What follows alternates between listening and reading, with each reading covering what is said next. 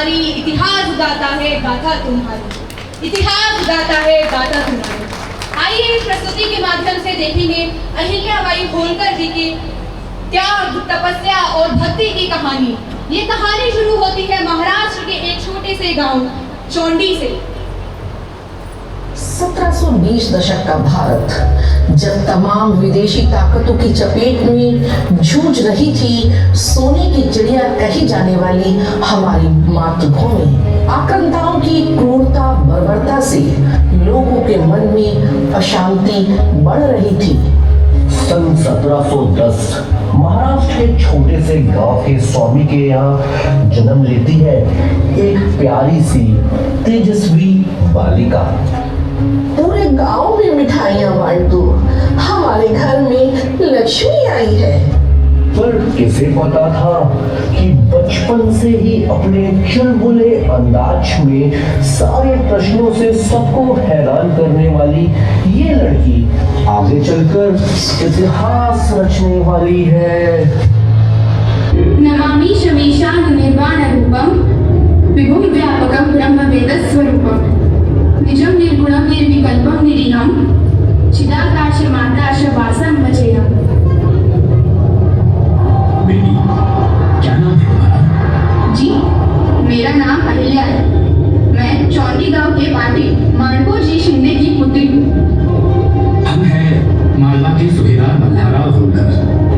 चलो, हमें आपके पिताजी के पास ले चलो। बाबा, बाबा, बाबा देखिए ना, ये हमारे यहाँ कोई पेशवा है। प्रणाम सुबेदार मल्हारराव जी। बड़ी तेजस्वी कन्या है आपकी। आप इस गांव के पाटिल हैं? जी शिव, मैं मांडको जी शिंदे, इस चौकी गांव का पाटिल। तो मांडको जी, हम आपकी बेटी अहिल्या को मालवा के सुबेदार मल्हारराव होलकर की पुत्रवधू बनाना चाहते हैं। आपका क्या विचार है? ये तो हमारी बेटी का परम सौभाग्य है।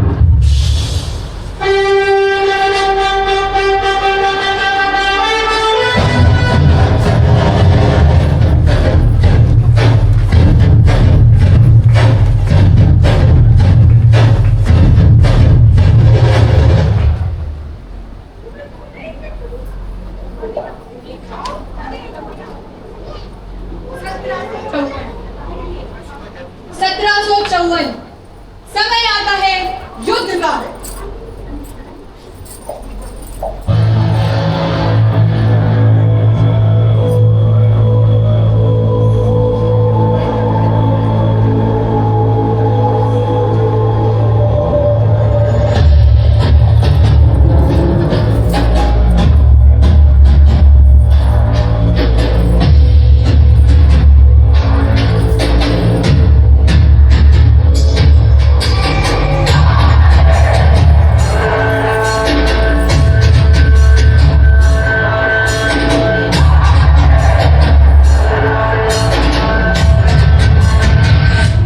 इस दर्दनाक परिस्थिति में हम सबको शक्ति देना, जितनी हो जल्दी हो सके अब इस युद्ध को रोक देना। हम सबकी सुरक्षा आपके हाथ में है और मालवा के सिंहासन का भविष्य अब आपका दायित्व है। हे शिव जी, हर बार की तरह इस बार भी अपनी अहिल्या की पुकार सुन लेना। जय शिव शंभू, जय शिव शंभू। सुबेदार साहब की जय हो। बड़े दुख के साथ कहना पड़ रहा है कि छोटे सुबेदार साहब युद्ध लड़ते लड़ते वीर गति को प्राप्त हो गए हैं।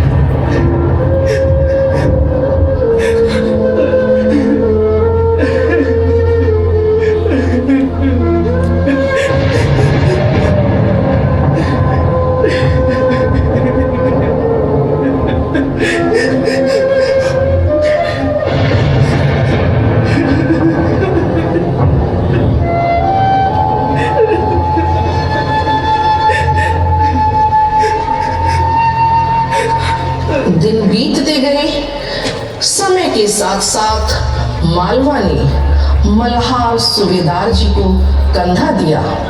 12 साल बाद जब मल्हार सूबेदार जी का देहांत हुआ तो बात सिंहासन पर आ गई थी। क्या होगा इस राज्य का? कौन संभालेगा ये राजपाट? क्या हमें अपने घर बार छोड़ने होंगे?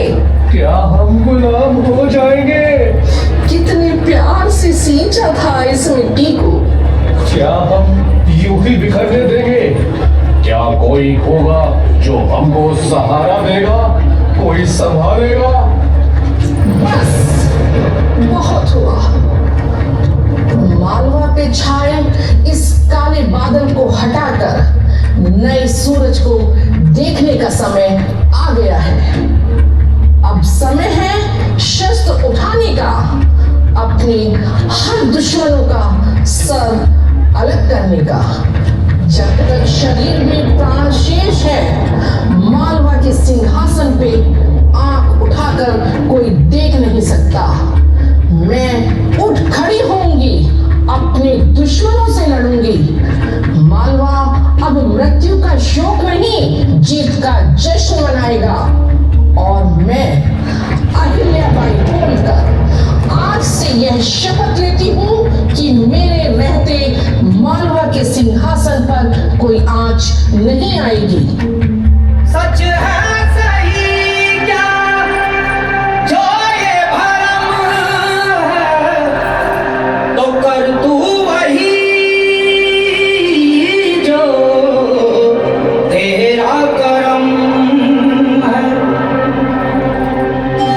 हाथों से तू बदल दे अपनी लकीरें, हाथों से तू बदल दे अपनी लकीरें। सच है जो संग तेरे तो डर से अब बढ़ जा। तो यारा हो तैयार ये जग है रण तेरा। तो यारा हो तैयार ये जग है रण तेरा। तो यारा हो तैयार ये जग है रण तेरा। तो यारा हो तैयार ये जग है रण तेरा।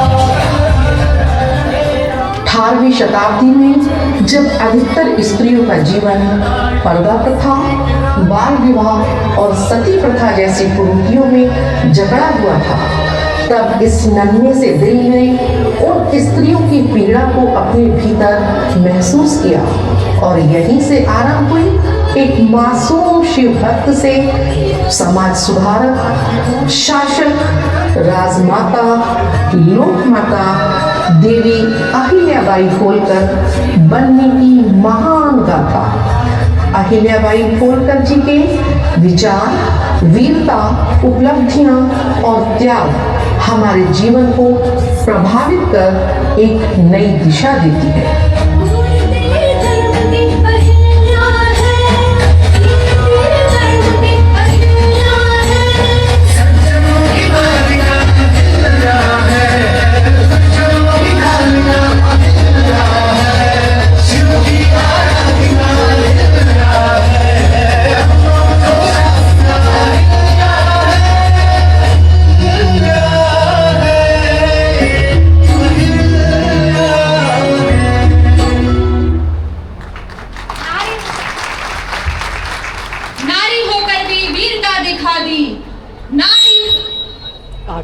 आगे नारी आगे आओ। नारी होकर भी वीरता दिखा दी, त्याग तपस्या से मिसाल बना दी। नारी होकर भी वीरता दिखा दी, त्याग तपस्या से मिसाल बना दी। धार्मिक स्थलों को फिर से संवार दिया, अहिल्या ने इतिहास वार दिया। अहिल्या ने इतिहास वार दिया। कहानी यही खत्म नहीं होती।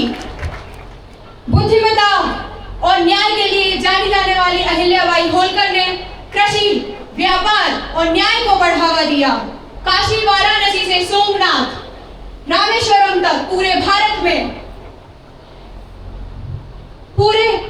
में सड़कें, किले और मंदिर बनवाए। मुस्लिम आक्रमणों के दौरान खंडर बन चुके काशी विश्वनाथ, सोमनाथ जैसे कई मंदिरों को पुनः निर्मित कराया। अहिल्याबाई होलकर ने गंगा, यमुना, गोदावरी जैसी पवित्र नदियों के किनारे तट, कुएं और कुंड बनवाए ताकि यात्रियों को सुविधाएं मिले और सनातनी परंपरा को बढ़ावा मिले। 13 अगस्त 1795 70 वर्ष की आयु में महेश्वर की भूमि पर अहिल्याबाई होलकर ने अपनी अंतिम सांसें ली और इतिहास के पन्नों पर अपना नाम सुनहरे अक्षरों में लिखवाया। हर हर महादेव।